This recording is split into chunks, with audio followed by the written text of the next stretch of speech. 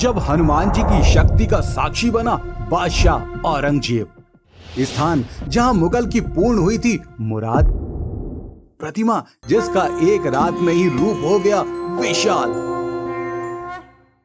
चूँकि बाल रूप में हनुमान जी महाराज प्रकट हुए थे, जो इस समय काफ़ी बढ़ गए हैं और धीरे धीरे बढ़ते जा रहे हैं। जहां हनुमान बब्बा विश्रामावस्था में विराजे हुए हैं। करिए ऐसे मंदिर के दर्शन जहां होती है हर दिल की मुराद पूर्ण। नमो भगवते हनुमते नमः। हनुमान जी में आस्था भला किसकी नहीं है। माना जाता है कि राम भक्त हनुमान वर्तमान में भी एक सूक्ष्म रूप में हम सब के बीच उपस्थित है। हम सभी की समस्याओं दुख दर्द का हरण करते हैं। आज दिशा करते हैं ऐसे दरबार की जहां बब्बा खड़े स्वरूप में नहीं है, और तो और बब्बा के प्रकट होने से लेकर उनके साक्षात उपस्थिति से जुड़ी कथाएं भी अद्भुत हैं।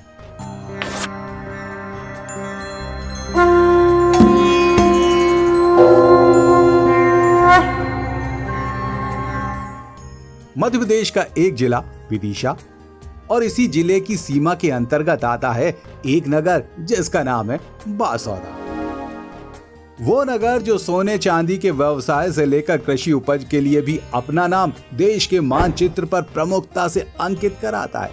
बस बासौदा नगर से केवल और केवल 12 किलोमीटर की यात्रा तय करके हम पहुंचते हैं ऐसे दरबार जो मारुति नंदन की कृपा का पात्र बना है। वर्तमान में ये ग्राम मुरादपुर नाम से प्रसिद्ध है, जहां दूर दूर से श्रद्धालु बब्बा के चरणों में अपना मस्तक नवाने के लिए यहां का रुख करते हैं। विशेषकर मंगलवार और शनिवार को तो यहां मेला सा लगता है।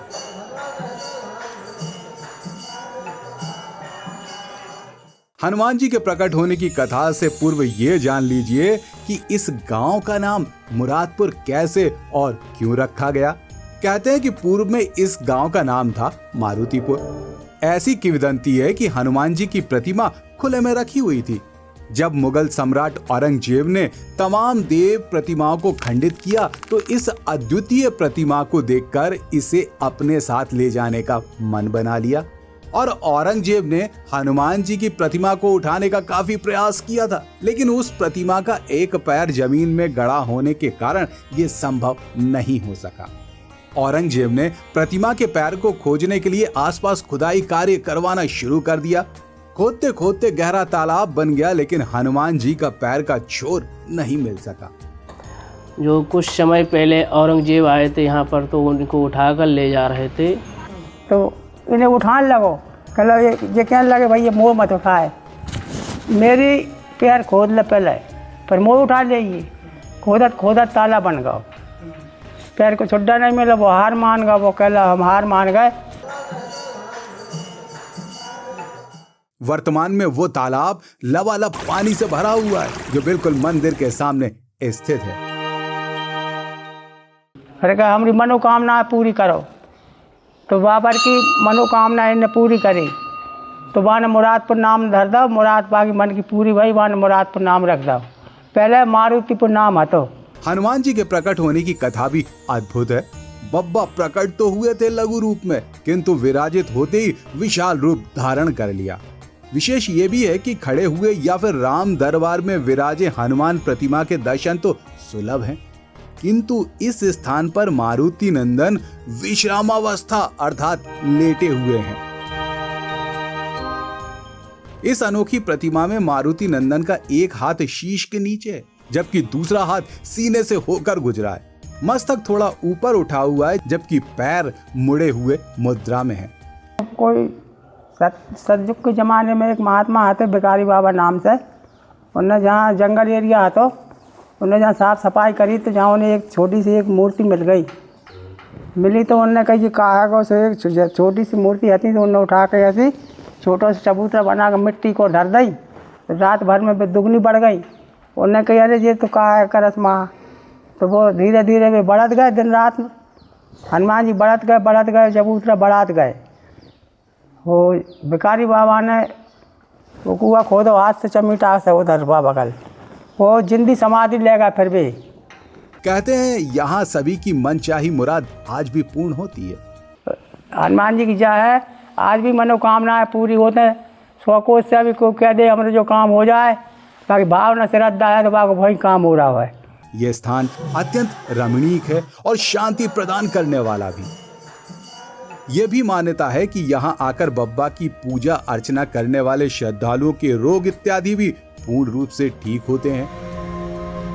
यहाँ पे प्रति मंगलवार जो 36 रोग होते हैं जड़ी दी जाती है। कोई भी रोग हो उसमें निःशुल्क दी जाती है, कोई पैसा नहीं लगता है। और कथा भंडारे काफ़ी होते रहते हैं दिन प्रतिदिन। यहाँ मारुति नंदन के इस प्राचीन स्थल पर ही भगवान वराह अवतार पाषाण प्रतिमा के रूप में विराजमान है, जिसमें कच्छप के ऊपर शेषावतार और शेषावतार पर वराह अवतार प्रतिष्ठापित है। इस वराह प्रतिमा के मुख से पृथ्वी लटकी हुई है, जो अब खंडित अवस्था में। वही वराह के पृष्ठभाग पर सैकड़ों देवी देवताओं एवं गंधर्व दिग्पालों की कलात्मक आकृतियां उत्कीर्ण की गई हैं। इसके अतिरिक्त मंदिर के आसपास कई प्राचीन प्रतिमाएं भी विराजित हैं। इसके अलावा भी प्राचीन राम जानकी मंदिर भी स्थापित है। वहीं इस मंदिर परिसर में 14 साधुओं ने समाधि ली हुई है। और यहाँ कई संत महात्माओं की समाधि बनी है जो और भी पहले रहे हैं। पावन मुरादपुर धाम की अत्यंत महिमा है। प्रयास करिए ना कि इस स्थान पर अपने परिवार बंधु बांधवों संग आना संभव हो सके। निस्संदेह यहाँ आकर हनुमान बब्बा के दिव्य स्वरूप के साथ साथ उनकी साक्षात उपस्थिति का अनुभव भी होने वाला है। ओम नमो भगवते हनुमते नमः।